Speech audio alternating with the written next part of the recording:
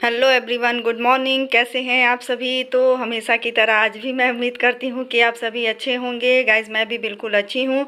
तो फिर चलिए, आज मैं अपना मॉर्निंग से अपना ब्लॉग स्टार्ट कर रही हूँ। तो आज मैंने थोड़ा सा मुझे करना था किचन क्लीनिंग।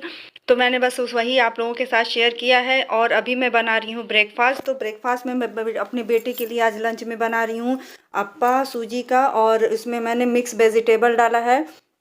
तो आज का ब्लॉग स्टार्ट करने से पहले आप सभी से रिक्वेस्ट है कि प्लीज़ जो न्यू हो वो चैनल को मेरे सब्सक्राइब कर लीजिएगा और बेल आइकन को ज़रूर प्रेस कीजिएगा।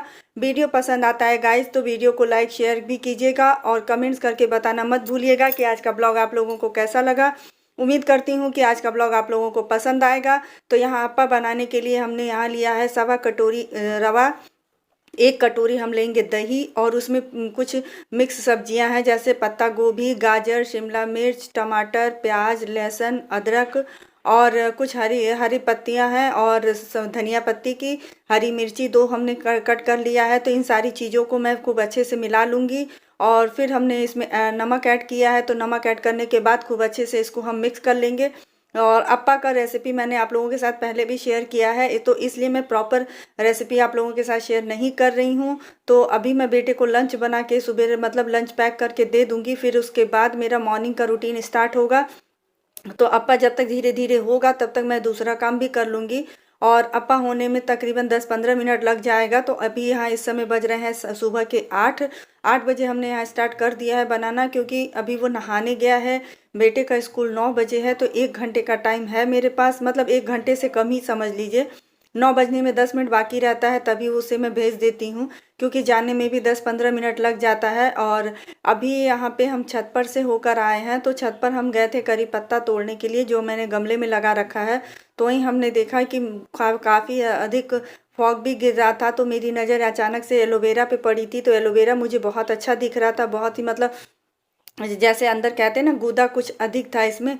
तो मुझे देख के लगा कि कल जैसे कि आज यानी फ्राइडे रहेगा, तो फ्राइडे को मैं इसे बाल में लगा लूँगी। तो फिर इसीलिए मैंने एलोवेरा कट कर लिया है। और कुछ अरुई का पत्ता भी मुझे खूब अच्छा अच्छा दिख रहा था, बड़ा बड़ा।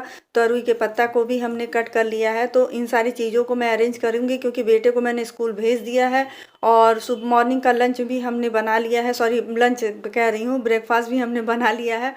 तो उन सारी चीज़ों को करने के बाद जब मुझे किचन क्लीन करना था, तो हमने कहा कि ले आओ, पहले मैं किचन क्लीनिंग के पहले ये कि इन सारी चीज़ों को थोड़ा हटा ले रही हूँ। मैं इतना कर ही रही थी कि तब तक कि अचानक से मेरे ऊपर जैसे क्या मैं बताऊँ, काम का एक और बोझ आ गया है।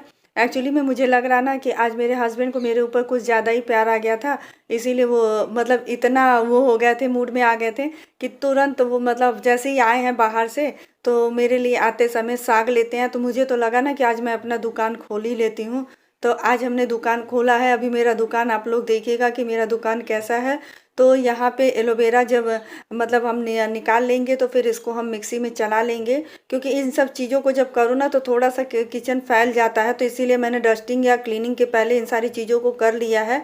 तो अब इसे मैं पीस करके इसका जूस बना लूँगी, और जूस बना के मैं इसे एक डिब्बे में रख दूँगी। डिब्बे में रख के छोड़ दूँगी, क्योंकि कल सुबह मैं इसे जब बाल धुलना होगा तब मैं लगाऊँगी।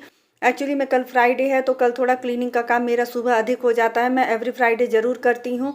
तो यहाँ इसको पहले जूस बना के मैं इसको रख दूँगी, क्योंकि एक एक काम जब एक 1 बाय 1 करते रहो ना तो काम अच्छा हो जाता है। तो यहाँ डिब्बे में पैक करके हमने हटा दिया है।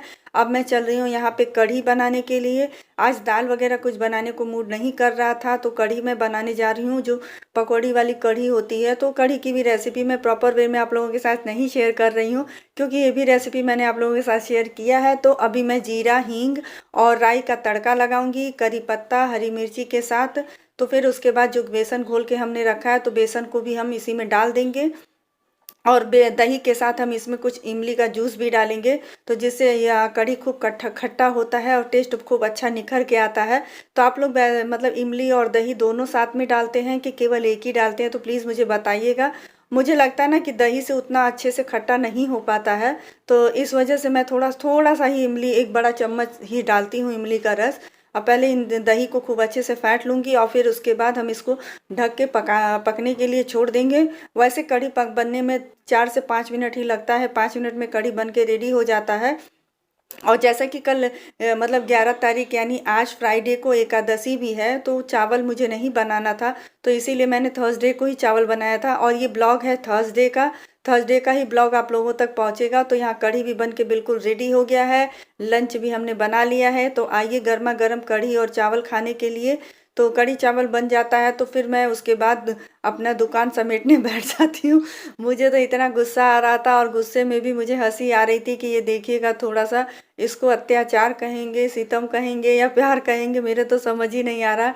अब एक्चुअली मैंने वैसे ही कह दिया था अपने हस्बैंड से कि इस टाइम पे साग वगैरह बहुत अच्छा और ताज़ा ताज़ा मिल रहा है, तो आप भी साग ले आइएगा। तो उन्होंने पूछा कौन सा साग, तो हम कह रहे पालक, बथुआ और मेथी जो भी मिल जाएगा।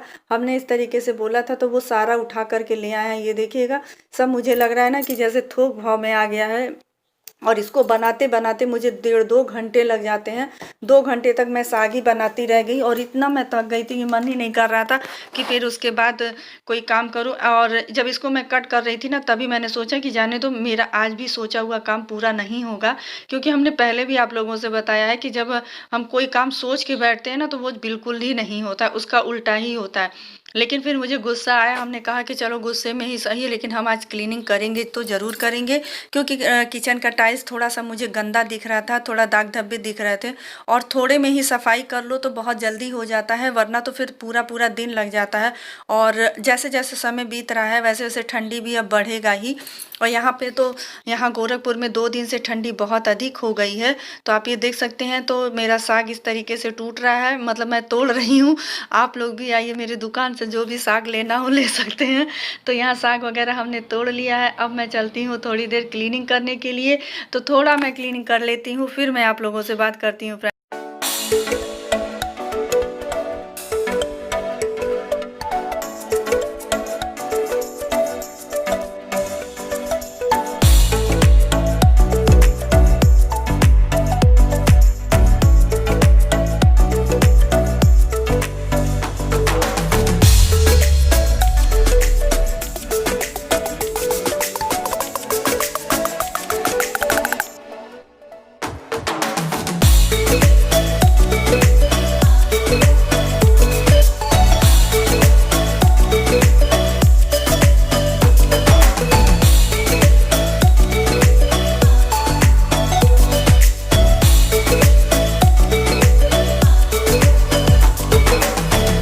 हम थोड़ा सा मंदिर के बाहर का सामान सारा साफ कर रहे हैं, सारा सेट करके रख रहे हैं।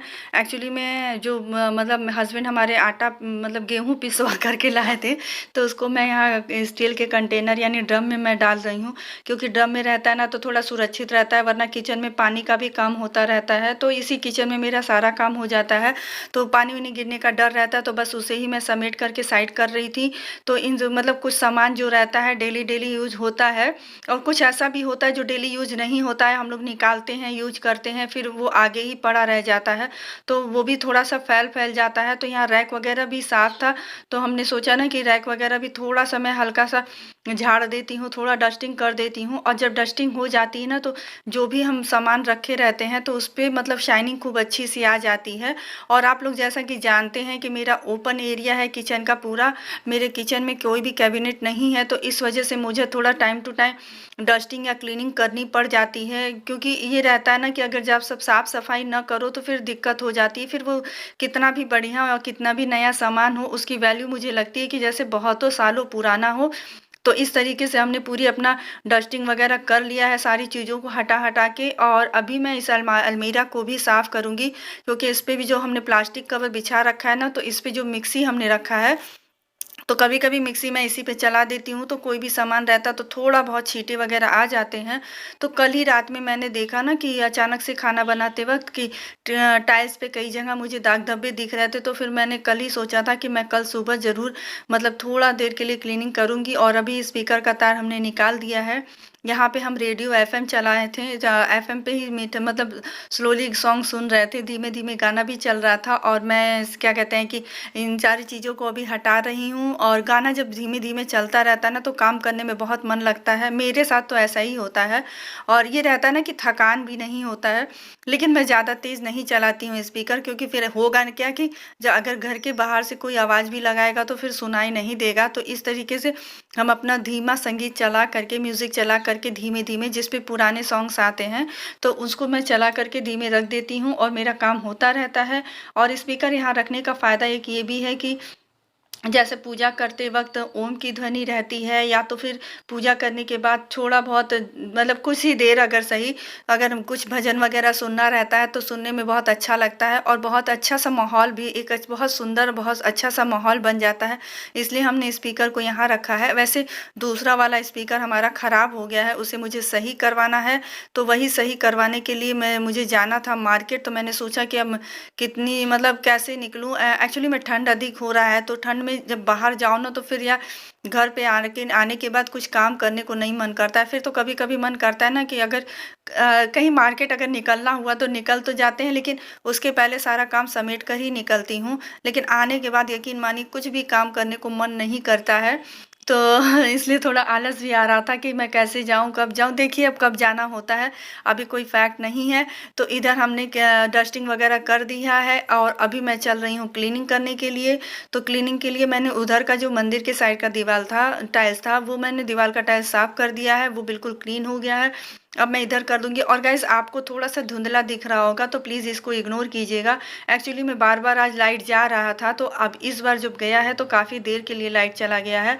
तो इस वजह से थोड़ा सा आप लोगों को शायद अच्छा नहीं लगता होगा, तो प्लीज़ इग्नोर कीजिएगा, इसको माइंड मत कीजिएगा डियर।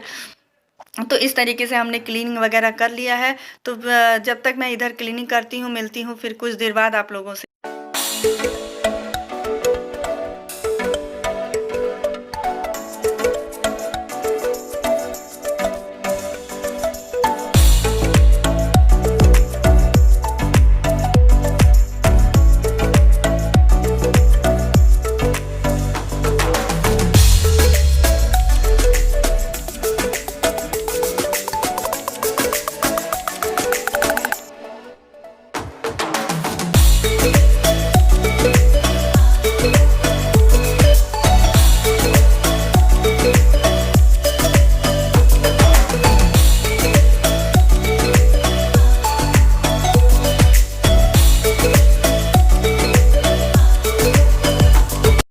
हमारा क्लीनिंग का ब्लॉग आप लोगों को कैसा लगा आज किचन की क्लीनिंग का, तो प्लीज़ आप लोग मुझे कमेंट्स करके बताना मत भूलिएगा। और इधर साग वगैरह भी काट के हमने रख दिया है। अब मैं जब इधर सारा क्लीनिंग का काम ख़त्म कर लूँगी तभी मैं उसके बाद थोड़ा मतलब साग भी आज बनाऊँगी शाम के लिए। और वैसे भी शाम के पहले मैं बना के रख दूँगी, क्योंकि इतना करने के बाद मैं थक जाऊँगी। तो अभी जो मुझे बचा है केवल बर्तन धुलने के लिए। बर्तन धुलने के बाद मेरा किचन का काम ख़त्म हो जाएगा। और अभी मेरा उधर आगे वाले रूम मतलब दोनों रूम का अभी क्लीनिंग और साफ़ सफाई अभी बाकी है, तो वो मैंने आप लोगों के साथ शेयर नहीं किया है। आज मैंने आप लोगों के साथ अपना वीकली क्लीनिंग शेयर किया है और मॉर्निंग रूटीन शेयर किया है। तो वीडियो पसंद आता है तो कमेंट्स करके ज़रूर बताइएगा। मिलती हूँ फिर अगले ब्लॉग में, तब तक के लिए bye bye, take care, Radhe.